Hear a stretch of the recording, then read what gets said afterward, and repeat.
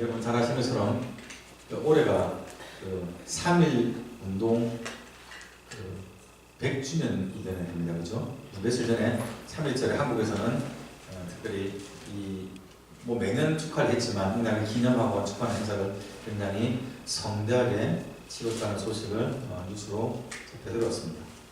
특히 올해는 그동안 이렇게 소외되고 제대로 평가를 받지 못하고 예우하지 못했던 국가유공자들 독립 운동을 하셨던 분들에 대해서 그 후손들에 대해서 국가가 예우를 했다는 그런 기분 좋은 소식도 들었습니다.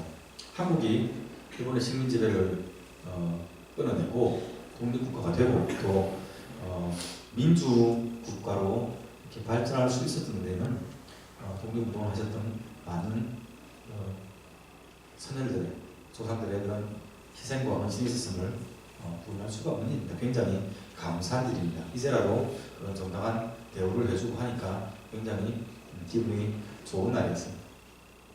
그런데 한국은 독립운동을 해서 독립을 하긴 했지만 오늘 요즘 우리가 살펴본 이스라엘 경우는 조금 그 상황이 다릅니다. 이집트에서 노예생활을 하던 이스라엘 백성들이 430년을 마치는 그날에 이집트에서 나와가지고 약속의 땅 가나안으로 들어가게 되었습니다. 그렇죠? 아브라함에게 약속하신 그 약속의 땅 가나안으로 들어가게 되는데 이 모든 과정이 철저하게 우리가 잘 아는 안중근 열사나 아니면 다른 독립운동가들 같은 그런 유명한 사람들에 의해서 아니면 그 민중들에서 백성들에 의해서 무엇이 이루어진 것이 아니고 전적으로 하나님이 이 독립운동을 주도하셨다는 사실입니다. 하나님의 은혜와 섭리 가운데 있었습니다. 그들이 자유의 몸이 되었던 데는 신학적으로 표현하자면 그들이 구원을 얻을 수 있게 된 그 모든 과정들은 전적으로 하나님께서 주도하셨다는 말입니다. 모세가 민족의 지도자로서 역할을 했었습니다. 그렇지만 우리가 살펴본 것처럼 하나님께서 모세를 설득하시고 모세를 부르시고 모세에게 무슨 말을 해야 될지 어떻게 행동을 해야 될지를 하나하나 일일이 다 말씀해 주셨습니다. 모세가 행했던 많은 이적들 역시도 사실은 하나님이 주신 능력으로 그가 그것들을 행할 수 있었던 거죠. 그러니까 하나님이 주신 능력과 권세였지 모세 자신에게 무슨 특별한 능력이 있었던 것은 아니란 말입니다. 하나님께서는 이스라엘 백성들을 이집트에서 구원해 내심으로 원하신 몇 가지 목적인데 그 중에 한 가지가 뭐였습니까? 오늘 우리가 읽었던 성경 18절에 나와 있었는데요. 애국 백성들과 이스라엘 백성들 그리고 천하 열국이 하나님께서 여호와이시라는 사실을 알게 하기 원하셨습니다. 그런데 이집트 백성들이 이 하나님의 구원을 통하여 깨닫게 되는 여호와 하나님과 이스라엘 백성들이 경험하게 되는 여호와 하나님은 그 의미가 사뭇 달랐습니다. 이집트 백성들에게는 어떤 하나님이셨습니까? 전능하신 하나님, 두려운 하나님입니다. God Almighty, fearful 하나님. 하나님 무서운 분이셨어요. 자신들이 의지하던 번영의 근거였던 나일강을 피고 들으셨죠. 상상하지 못했던 여러 가지 재해로 그들을 곤란하게 만들었습니다. 심지어 자신들이 아꼈던 대를 이어가는 가문의 자존심이었던 장자를 죽이고 마시는 그렇게 해가면서까지 선민을 구원해내시는 그러니까 자기들로서는 감당할 수 없는 그런 하나님 자신들이 믿었던 모든 신들보다 강하신 하나님 그 하나님이 전능하신 하나님 여호와셨습니다. 애국 사람들은 이 10가지 재앙을 통해서 이스라엘의 독립 이 과정을 통해서 확실하게 깨달았습니다. 우리는 하나님께서 우리 가운데 거하신 것을 우리는 감당할 수 없는 사람이었구나. 출애굽기 12장 36절을 보면요. 여호와께서 애국 사람들에게 이스라엘 백성들에게 은혜를 있게 하사 그들이 구하는 대로 주게 하심으로 그들은 지금 이스라엘 백성입니다. 그들이 애국 사람의 물품을 취했더라고 성경을 기록을 합니다. 하나님께서 애국 사람들의 마음을 움직이셨더랍니다. 그래서 그들이 이스라엘 백성들에게 호의를 베풀게 선대하게 만드셨다는데, 이게 이스라엘 백성들의 관점으로 볼 때 이게 선대지요. 사실은 이 원어로 보면 이스라엘 백성들이 그들로부터 애국 사람으로부터 물품을 취하였다는 이 단어는 사실은 약탈입니다. 빼앗는 겁니다.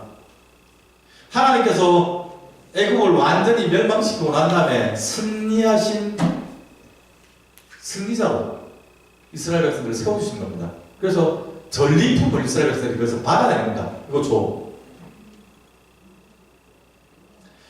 애국 사람 입장에서는요, 하나님도 두렵고 그 하나님을 믿는 이스라엘 백성도 두려운 겁니다. 왜냐하면 하나님께서 그들 가운데 함께 하시니까. 그러니까 하나님께서 미리 말씀하셨어요. 이스라엘 백성들이 애국 사람들에게 은근 패물을 구하게 하라고 말씀하셨잖아요. 그래서 그들이 당신이 갖고 있는 금 나한테 주세요, 은 나한테 줘, 그 재물 줘 하고 했을 때 갖고 가. 한치의 머뭇거림 없이 줄 테니까 빨리 들고 나가 하고 줄 수밖에 없는, 그 정도로 하나님은 두려운 하나님, 가까이 하기엔 너무 먼 무서운 하나님이었다는 말씀입니다. 그런데 반대로 보면요, 이스라엘 백성들의 입장에서는 이 하나님, 전능하신 하나님은요, 의미가 완전히 다르죠. 하나님이 전능하신 하나님은 맞는데 동시에 아까 말씀드린 것처럼 430년 전에 아브라함에게 약속하셨던 그 약속을 수백 년이 지난 지금도 잊지 아니하시고 기억하시는 하나님, 그들이 간구했을 때 그들의 간구를 들으시는 하나님, 그들의 부르짖음을 보시고 들으시고 내려와서 살펴보시는 하나님, 응답해 주시는 하나님, 전능하신 하나님, 구원의 하나님. 그러니까 그들 마음속에 전능하신 하나님, 경외할 하나님으로서 두려움이 있긴 하지만 동시에 하나님에 대한, 하나님의 구원에 대한 감사도 있고, 그 전능하신 하나님 자기 편에 있으니까 든든함도 같이 있었다는 얘기입니다. 사도 바울이 확신에 차서 했던 그 고백을 기억하시죠? 로마서 8장 31절이요. 만일 하나님이 우리를 위하시면 누가 우리를 대적하리요. 아마 이 표현이 지금 이 당시에 이스라엘 백성들이 느끼는 그 감정을 아마 가장 잘 표현하는 그런 믿음의 고백이 아닌가 싶습니다. 오늘 우리가 읽던 출애굽기 14장은요, 하나님의 이 구원 역사에 사실은 마무리 펀치와 같은, 확인하는 마지막 라스트 한 방과 같은 그러한 사건을 기록하고 있습니다. 바로 바로와 그의 모든 군대들을 다 멸망시키는 그 사건이었습니다. 사실 10번째 장자가 죽는 이 장자의 죽음 제약으로서 사실은 이미 이집트는 멸망한 겁니다. 그 애국 사람들이 우리가 다 죽은 자와 같도다라고 고백을 할 만큼 그들은 소망이 없어졌습니다. 그런데 이 다목스는 치명적인 피해를 입고도 하나님을 인정하지 않은 사람이 있습니다. 바로가. 하나님 인정하지 않았습니다. 회개하지도 않았습니다. 오히려 오늘 읽었던 14장, 그 중에 우리는 아직 읽지 않았지만 4절을 올라서 보면 하나님께서 여호와의 말씀을 완악하게 하사, 강팍하게 하사 다시금 이스라엘을 쫓아가게 만드셨다고 성경은 기록을 합니다.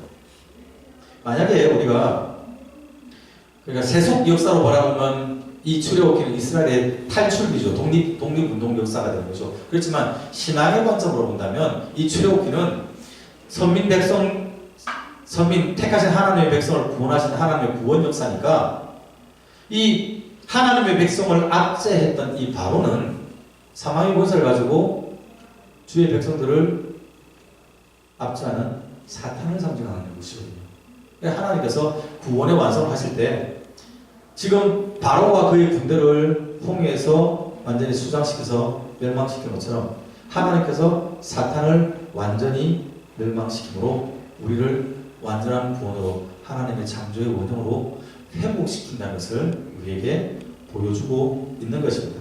그런데 문제는요, 이런 하나님의 구원 계획을 이스라엘 백성들은 알지를 못했다는 얘기입니다. 이해하지 못했습니다. 7절에 기록된 것처럼요, 바로가 애굽에서부터 가래 뽑아서 제일 성능 좋고 상태 좋은 병거를 네, 전차입니다. 600대나 뽑았다랍니다. 그리고 그것도 모자라가지고 사실 그 이집트 전역에서 쓸만한 모든 전차는 다 끌고 나왔습니다. 그래서 유능한 장수들, 싸움 잘하는 장수를 데리고 이스라엘 백성들을 추격해 나오기 시작을 한 겁니다.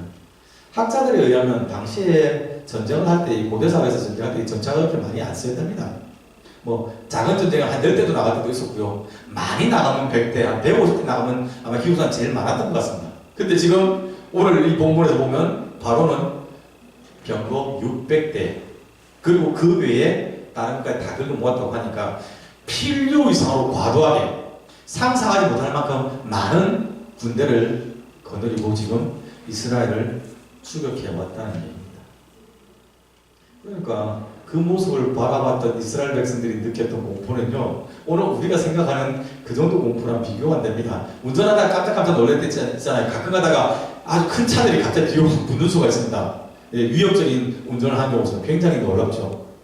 우리 아이들은 어릴 때 개한테 쫓겨다니는 그런 경우 있잖아요. 근데 이런 거 다 비교가 안 되는 겁니다. 오늘 그거 보니까요, 지금 10절 보면요, 그 바로가 이스라엘 백성들이 진을 치고 있던 그 바닷가 맞은편에, 바알스본 맞은편 그에 있는데 그 바로 곁에까지 이집트의 군대가 훅 하고 쳐들어왔다는 얘기입니다. 사흘 좀 떨어졌는데 그냥 막 속도대로 우르르 몰고 들어서 또 옆에 나타나버린 겁니다. 그러니 얼마나 놀랐습니까? 아마 온몸에 털이 바짝바짝 서고 뒷목이 뻐근해지는 그런 불안한 상황이었습니다. 10절 보면 이스라엘 백성들이 그 모습을 보고 두려워하여 하나님께 부르짖었다고 성경은 우리에게 이야기를 합니다. 하나님의 선민 백성 이스라엘, 그들은 신앙의 인물이었으니까 이 부르짖었단 말을 우리가 영적으로 해석해서 그들이 하나님께 기도했다라고 해석을 하면 참 좋겠는데, 우리가 다음부터 살펴보겠지만 이 출애굽기 이 14장 이후에 나타나는 이스라엘 백성들의 성향을 보면 당시의 이스라엘 백성들은 하나님을 신뢰하고 고난이 닥칠 때 기도를 할 만큼의 영적으로 성장하거나 믿음이 좋은 상태는 아니었습니다. 본문 11절 이야기했던 것처럼 그 사람들은 모세를 향하여 원망을 했습니다. 우리가 읽었죠? 당신이 왜 우리를 이 광야로 인도하여 내느냐? 애굽에 공동묘지가 없었느냐? 왜 우리를 여기 이 광야까지 끌어내서 여기서 죽어서 이 들판에서 죽어서 들짐승의 먹이가 되게 만드느냐? 우리가 이집트 있을 때 당신이 우리를 구원하겠다고 했을 때 우리가 그때 이렇게 말하지 않았느냐? 우리 분명히 이렇게 되고 우리 실패할 거라고 우리 좀 내버려 두라고 말하지 않았느냐? 광야에서 죽는 것보다는 차라리 바로로 섬기는 노예 생활하는 게 훨씬 낫다. 왜 하필 당신이 이런 짓을 해서 우리를 이렇게 난처하게 만드느냐라고 모세에게 원망했더랍니다. 뭐 일견 사실은 논리적이고 합리적으로 참의적인 항변으로 우리가 볼 수도 있는 상황입니다. 그렇지만 뒤에 나타난 것처럼 그들이 모세를 향하여 원망했다. 이 원망에 대해서 모세가 뭐라 할까? 너희가 하는 이 원망은 나를 향한 원망이 아니고 하나님을 향한 원망으로 모세가 얘기를 하거든요. 그러니까 10절에서 이스라엘 백성들이 하나님께 부르짖었다는 얘기는 하나님 도와주세요 하고 기도하며 나왔다고 해석을 하기보다는 하나님을 향하여 똑같이 왜 하필 모세를 붙여서 이런 일을 했을까라고 원망하고 불평하고 소리 지르고 울고 부르고 했다고 보는 것이 훨씬 더 타당한 해석이 될 겁니다. 그런데 그런 반응을 그 백성들의 원망을 들었던 모세가 어떻게 반응합니까? 우리 읽어본 13절, 14절 우리 한번 같이 한번 읽어볼까요? 뒤에 있는 슬라이드지. 13절과 14절 우리 다시 한번 더 같이 읽어보겠습니다. 모세가 백성에게 이르되 너희는 두려워하지 말고 가만히 서서 여호와께서 오늘 너희를 위하여 행하시는 구원을 보라. 너희가 오늘 본 애국 사람을 영원히 다시 보지 아니하리라. 여호와께서 너희를 위하여 싸우시니 너희는 가만히 있을지어다. 아멘. 예, 최소한 이 순간에 적어도 모세는 이 전쟁이 하나님께서 주도하신 전쟁인 것을 알았습니다. 그죠? 그들을 이끌어내신 분이 하나님의 사실을 모세는 알고 있었습니다. 이스라엘 백성들의 구원을 베푸신 분도 하나님이시고 지금 이 위험의 순간에서 그들을 건져내신 분도 하나님밖에 없다는 것을 모세는 분명히 알고 있었습니다. 그래서 모세가 이스라엘 백성들을 진정시키는 거죠. 제발 컴다운, 가만히 계세요. 딴소리 하지 마시고 불평도 하지 마시고 그냥 가만히 계셔서 하나님이 일하시는 하나님의 구원을 보십시오. 지금 하나님이 여러분을 대신하여 싸울 것입니다 라고 모세가 백성들을 진정시켰던 겁니다. 두려워하지 마라, 이 표현 여러분 너무너무 위로되지 않습니까? 성경에 곳곳에 나타나는 표현이잖아요. 우리가 잘 아는 이사야 40장 10절 말씀처럼 두려워하지 말라, 내가 너와 함께하니라. 놀라지 말라, 나는 내 하나님이라고. 내가 너를 도와주리라. 참으로 너를 굳세게 하리라. 참으로 나의 오른손으로 너를 붙들어 주리라. 하나님께서 그 백성들과 함께 하시면서 끊임없이 위로하시고 확신 주실 때 사용하셨던 말씀이 두려워하지 말라는 그 말씀이었습니다. 그러니 이스라엘 백성들은 굉장히 사실은 든든한 그런 보장이 되는 거죠. 15장 3절을 보면요, 모세가 하나님에 대한 그 설명할 때 하나님을 용사이신 하나님이라고 표현하거든요. 그냥 우리가 뭐 격투기 같은 거 하면서 어제도 UFC 뭐 경기가 있었다고 하던데요. 그럼 뭐 잘 싸운 정도가 아니라 싸웠다면 백전백승되는 전능하신 하나님, 전쟁의 신 여호와 하나님이 당신들과 함께하니 두려워하지 마십시오라고 모세가 위로하는 겁니다. 그런데 이스라엘 백성들로서는 사실은 두려워할 이유가 없다는 얘기입니다. 그런데 모세가 이렇게 하나님의 뜻을 이해하고 그들을 위로하며 선포했던 하나님의 구원, 하나님이 싸우시는 건 맞는데, 근데 하나님의 구원 방법과 모세가 기대했던 하나님의 구원의 방법이 조금 달랐던 것 같습니다. 15절 보면요, 하나님께서 모세에게 말씀하십니다. 너는 어찌하여 내게 부르짖느냐? 이스라엘 백성들에게 명하여 일어나 앞으로 가게 하라. 그리고 너는 내가 너에게 준 지팡이를 손에 들고 손을 앞으로 뻗어 바다를 갈라지게 하라. 이스라엘 백성들이 바다를 마른 땅과 같이 걷게 될 것이라고 하나님께서 말씀을 하셨습니다. 10절에서 이스라엘 백성들이 하나님을 향하여 부르짖었던 것처럼 15절에 보니까 모세가 이스라엘 백성들을 진정시켜놓고 모세도 하나님을 향하여 부르짖었다는 얘기입니다. 아마 이스라엘 백성들이 또 원망 이런 것들을 하나님께 다 넋두리 하듯이 이야기했던 것 같아요. 하나님, 백성들 모세를 쟤들 이렇게 이야기합니다. 네? 괜히 나왔다고 지금 막 원망하고 한탄하고 소리지르고 난리 났습니다. 울고불고 합니다. 우리가 우리 형편을 하나님께 알아야 될 때가 있는 건 사실입니다. 하나님께서 우리의 간구를 들으시고 또 응답하시는 것도 사실입니다. 그런데 지금 이 순간에 하나님께서 모세에게 원하셨던 것은 남들이 하는 탄식, 남들이 하는 부정적인 이야기, 그거 하나님 앞에 들고 나와서 미주알 고주알 이야기하면서 가만히 서서 기다리는 것이 아니라 하나님께서 모세에게 맡기신 사명을 행하기를 원하셨습니다. 너는 어찌하여 나에게 부르짖느냐? 너의 백성 이스라엘들에게 명령하여 앞으로 나아가게 하라. 많은 사람들이 하나님 일하심에 대해서 잠시 오해를 하면 이런 식으로 행동하기 쉽습니다. 하나님, 나 몰라요. 나 몰라. 아무것도 못하겠어요. 하나님께서 나 불러서 개나리를 보내셨잖아요.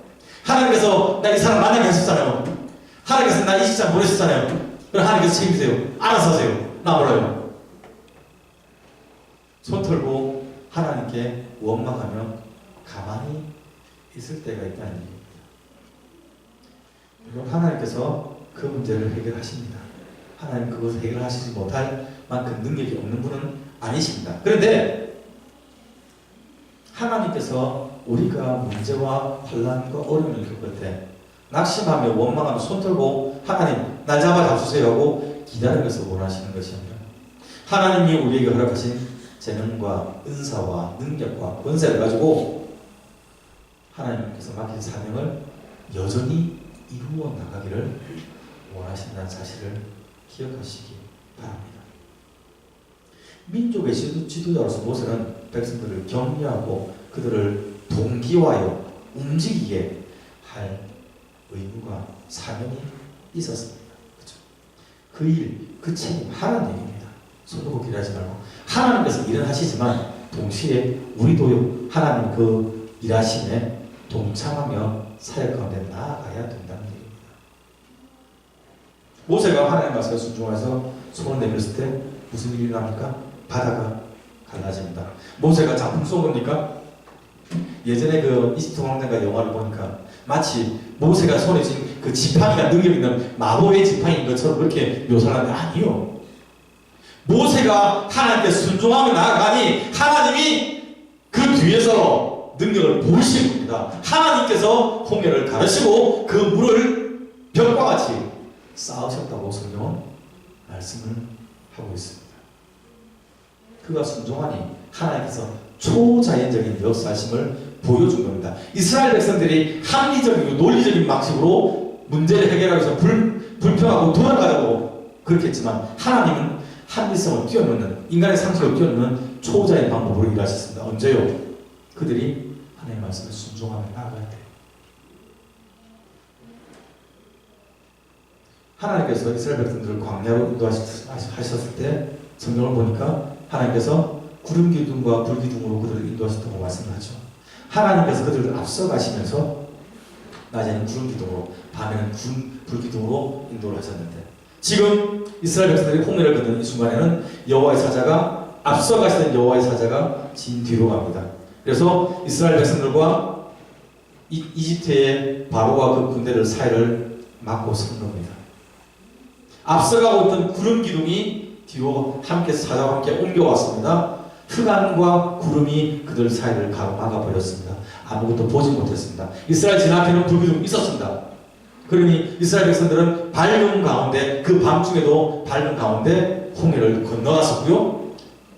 이집트 백성 군대들은 흑암 가운데 우왕좌왕하며 그들을 공격하지 못하고 있었단 말입니다. 하나님께서 그들을 어지럽게 하시니 병거 바퀴가 빠지고 진청에 그런 좋지 않은 데 빠지기도 하고 바퀴가 벗겨지기도 하고 그러니까 공격하지 못하도록 하나님께서 초자연적으로 막으셨다고 성경은 그렇게 이를 우리에게 말씀을 합니다. 이날 하나님이 행하신 구원요 이스라엘 백성들 홍해를 건너가고 그 다음에 그들을 따르던 바로와 그분들이 홍해 바다로 같이 이스라엘 백성처럼 들어왔을 때 벽처럼 서있던 그 물이 다시 원상복귀돼서 그들을 다 수몰시켜서 죽였다고 성경은 기록을 하잖아요. 이 사건이요. 우리 옛날에 혹시 어른들 보셔서 쉽게 보시면 그 장면 있었죠. 제가 인터넷 뒤져보니까 그 그림이 하나 나오더라고요. 이런 식의 그림이었겠죠. 이 놀라운 이 사건이 나중에 이스라엘 백성들이 광야길을 행할 때 가나안 모든 족속들이 듣고 들었답니다. 40년 뒤에 약속의 땅 가나안을 들어갈 때 여러 백성들이 들었습니다. 그때 그 하나님이 그들을 이렇게 홍해를 가르치고 구원했다라고 다시 회복을 했습니다. 그때만 그랬습니까? 이스라엘의 왕정이 시작될 때 수백 년이 지났을 때 다윗 시대 때 그리고 솔로몬 시대 그 이후의 시대마다 하나님께서 이스라엘 백성들을 홍해 가운데로 인도하셨다고 초자연적으로 역사하셨다고 이스라엘 백성들도 고백하고 하나님을 알지 못하는 불신자들도 이방 민족들도 이 사건을 두고두고 언급할 만큼 충격적이고 초자연 방법으로 하나님께서 그들을 구원해 내신 겁니다. 이스라엘 백성들 입장부터 이거는 정말 편파적인 사랑이었던 것입니다. 그래서 우리가 이 사건을 가지고 점검을 해보기를 원하는 겁니다. 여러분은 하나님께서 여러분의 구원자 되시고 여러분의 삶을 지금도 인도하시고 보호하시고 계시다는 사실을 의식하면서 살아가십니까? 오늘 우리가 청년들과 같이 찬양한 것처럼 내 모든 삶의 행동, 나의 호흡 다 주님 안에 있다면서 여러분이 평소도 인식을 하며 고백을 하며 살아가시냐는 얘기입니다. 본문에 나타난 이스라엘 백성들은 그 사실 불행히도 몰랐습니다.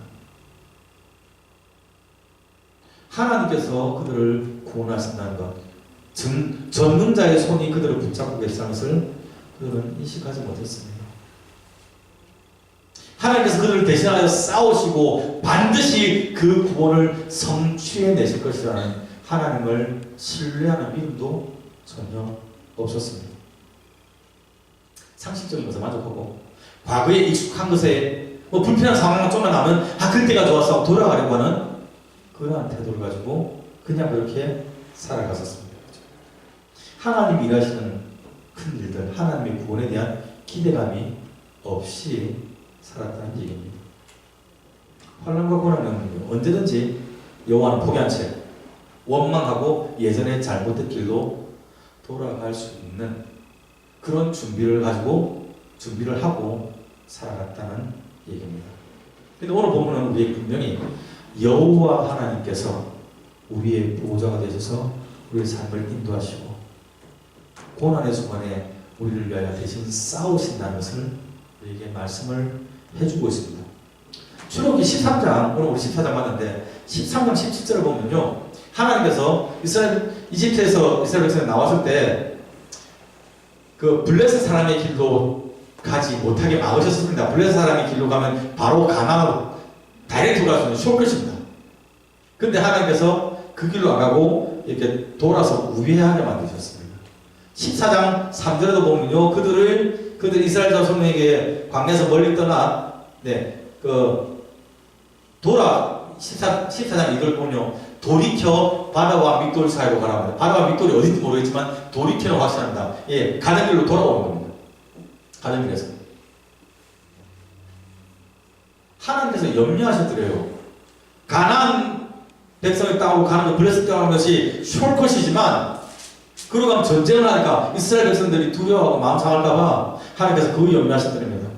그래서 그 길 안 가고 좀 불편하지만 돌아간 길로 인도하셨답니다. 그러니까 이스라엘 백성들이 지금 돌아가면서 겪는 이 환난과 어려움은 사실은 다이렉트로 숏컷으로 가면서 겪어야 될 환난과 어려움보다는 수준이 낮다는 얘기입니다. 요거는 하나님 보실 때 이 정도는 감당할 만하다라고 생각하니까 이 길로 인도해 내신 겁니다. 여러분이 겪고 있는 어려움들의 환난과 시험이 나는 왜 하나님께서 나를 이렇게 버리셨나? 나는 나만 미워하시나? 왜 나에게 이렇게 고난의 패키지를 주시지라고 우리가 원망할 수 있는 그것이 사실은 하나님께서 그래도 네가 이 정도는 감당하겠다라고 보호하시고 걸러내시고 용인하신 고난일 수도 있다는 얘기입니다. 숨 막히십니까? 그런 생각 안 해보셨습니까? 하나님께서 우리에게 기대하시는 겁니다. 그 고난 가운데 원망하며 좌절하며 옛날로 돌아가자고 소리 지르지 말고 일어나 정비하여 앞으로 나아가라. 내가 너에게 맡긴 재물, 건강, 능력, 은사 그것을 가지고 사명을 이루어 나가며 한 걸음 한 걸음 나아가라. 주님이 우리에게 요구하신다는 말씀입니다. 하나님은 그런 우리를 바라보시면서 자요 화이팅! 잘해봐라! 하고 뒤집히고 물러나십니까? 아니요. 아까 보셨잖아요. 하나님께서 친히 그들 가운데서 찾아오시고 고난과 이스라엘 백성 사이에 가로막아 서시는 겁니다.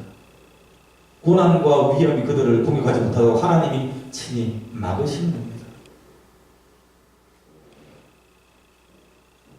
초자연적으로 역사하셔서 그들을 보호하시고 고난의 환경들을 블락킹하심으로 그들이 물의 위험, 불의 위험에서 상하지 않도록 건져내시는 신실하신 하나님, 우리를 보호하시는 하나님의 사실입니다. 하나님은 우리가 고난과 환난과 역경을 만났을 때 낙심하고 원망하고 자포자기하고 됐어요 하나님, 됐거든요, 다시는 말도 하고 싶지 않아요, 하나님을 향하여 입을 다물고 그냥 물러서기를 원하지 않으십니다. 다시 한번 말씀드려요. 왜 하나님이 여러분에게 재능 주셨는지, 건강 주셨는지, 물질 주셨는지, 공부하게 하셨는지, 그 가족 꾸리게 하셨는지, 그 사람 만나게 하셨는지 여러분 그 이유를 생각해 보시기 바랍니다. 하나님은 여러분이 허락하신 환경들을 통해서, 하나님 허락하신 축복을 통해서 하나님의 사명을 계속 이루어 나가기를 원하고 계십니다. 지금이 우리가 일어나서 움직일 때라는 얘기입니다. 여러분의 삶 가운데 허락하시는 하나님의 구원, 반드시 승리하게 하시는 하나님의 그 능력, 그래서 승리의 영광을 여러분이 맛보게 될 것입니다. 하나님을 함께 찬양하고 여러분과 여러분 주위 사람들이 하나님을 여호와로 알고 고백하는, 경배하는 그날이 여러분 삶 가운데 일어나기를 축원합니다. 기도합시다. 감사합니다.